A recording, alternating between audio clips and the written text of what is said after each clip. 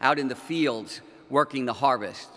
Several years ago, I was doing a set of missions throughout western Nebraska, and I got to participate in the harvest. I harvested corn and wheat for 2 days. I sat in the cab of a very expensive John Deere harvester, air-conditioned cabin, stereo music playing, and harvested wheat and corn in the fields. In Jesus' day, John Deere had not yet been born, had not yet founded his company. Harvesting was long, backbreaking, tedious work. But it was absolutely necessary work. Without the harvesters in the field, there would be no harvest. Without the harvest, there would be no life. Without the wheat, the corn, the other crops, there would be no life. The same is true today. The fewer harvesters we have, the life of God's harvest suffers. And it is hard work.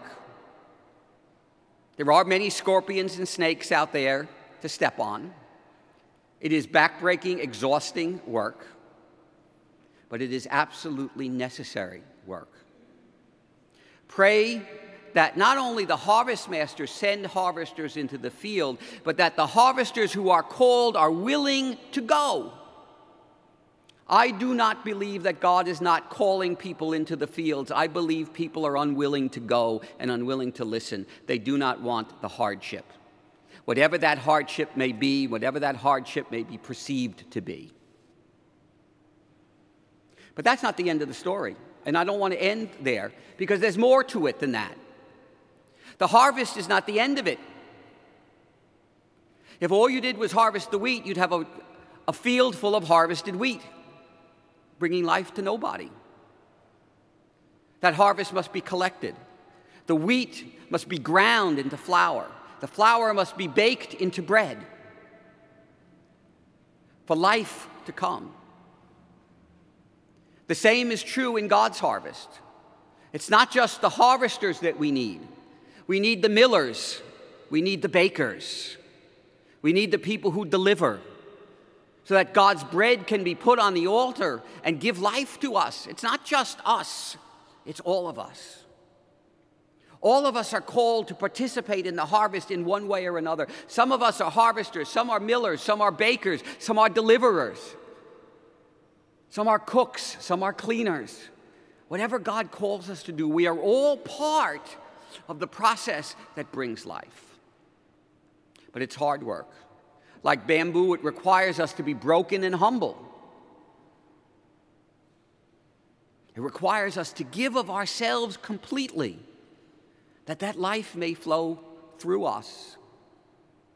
But it's the only way life is going to come to us. We need people to participate in the harvest on every single level. We don't just need priests and religious to be harvesters. We need all sorts of people on every single level. We need people in church. The simple things. We need ushers. We can't recruit ushers to help at Mass. People complain, why does communion take so long? Why don't you assign more Eucharistic ministers? We don't have them. And generally the people who complain the loudest about how long communion takes are not the ones who will volunteer to be Eucharistic ministers. Why do the same people read every week? We don't have readers. Why do the same people always run every committee in church? Because nobody else volunteers. There are 1,001 different things that are needed in God's harvest, and 1,001 different people that are needed. Come into the harvest.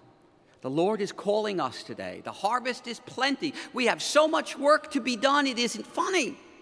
We have so much work to be done, it's marvelous. It's the greatest problem we could have. Send the harvest master to send more people into the harvest. Not just to call them, but ask the harvest master to help people's hearts to be open to hear and respond to that call, so that we will have more people in the harvest.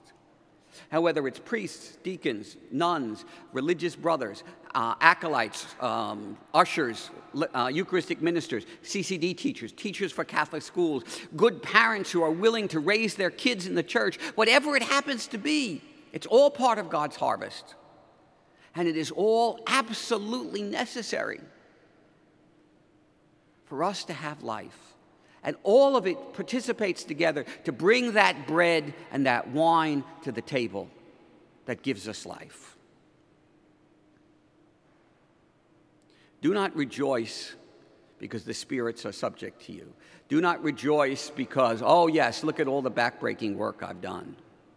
But rejoice humbly because we have been allowed by God to be broken for the sake of the kingdom. And that only when we are broken for the sake of the kingdom will that abundant life flow through us to bring life abundantly into the fields of God's harvest.